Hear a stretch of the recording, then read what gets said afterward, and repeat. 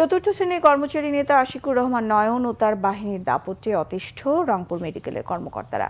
প্রভাবশালীদের ছত্রছায়ায় কর্মচারী নিয়োগ, বদলি, ডিউটি, টেন্ডারবাজি সহ সব ক্ষেত্রেই তার আধিপত্য। পরিত্যক্ত দুটি ভবন দখলে নিয়ে ভাড়া দিয়েছে। ওই ভবনের বিদ্যুৎ ও পানির বিল বহন করছে হাসপাতাল কর্তৃপক্ষ। এতে বকেয়া পড়েছে ১ কোটি টাকা।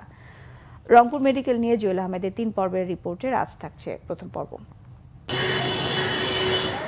শ্যাওলা ধরা, আগাছায় ভরা, মরিচা পড়া ভবন দুটিতে ঝুঁকি নিয়ে বসবাস করছেন ভাড়াটিয়ারা। গেল ১৫ বছর ধরে হাসপাতাল থেকে কলেজ সবখানে দৌরাত্ম ওরা ৯ জন নামে পরিচিত নয়ন বাহিনীর। হাসপাতালের ১৮ ও ১৯ নম্বর ভবন পরিত্যক্ত ঘোষণা করা হলেও ভবন দুটি দখলে নিয়ে ভাড়া দেয় তারা। কর্মচারী নিয়োগ, বদলি, ডিউটি আর টেন্ডারবাজি সহ সব ক্ষেত্রেই এ বাহিনীর আধিপত্য। কর্তৃপক্ষ যদি ঠিকভাবে দেখতো তাহলে তো এরকম হওয়ার কথা না। এটা মেডিকেল, যেমন এই মেন গেটগুলো এখানে দারোয়ান থাকবে, পাহারা থাকবে, কিন্তু থাকে না। দেখেন মেন গেটগুলো বন্ধ থাকে। আছে গডফাদার আছে, তারা তো ফিরাবার সরকারের কাছে প্রিয় লোক। যে সরকার আছে তার কাছে প্রিয় লোক। 10 এবং 12 এটি বিল্ডিং রিপেয়ার না করেই কোনো একটা বিল তুলে নিয়ে চলে গেছে। 2-3 বার শুনছি, আসি বলে গেছে যে ঝুঁকি পড়বো, তারপরে সবাই থাকে আসি ইয়া করে।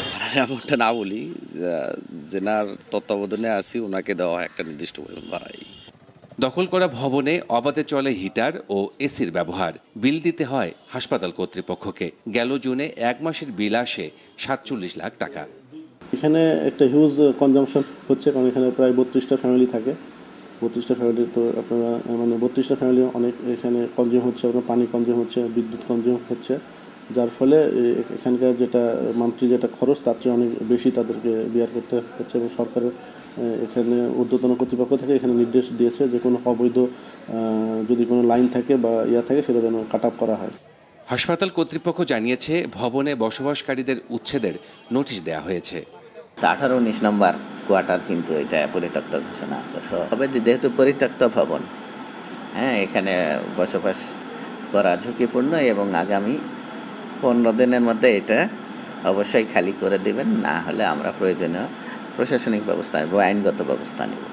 গত 5 আগস্ট আওয়ামী সরকার পতনের পর সটকে পড়ে অভিযুক্ত নয়ন। জুয়েল আহমেদ, বাংলা ভিশন, রংপুর।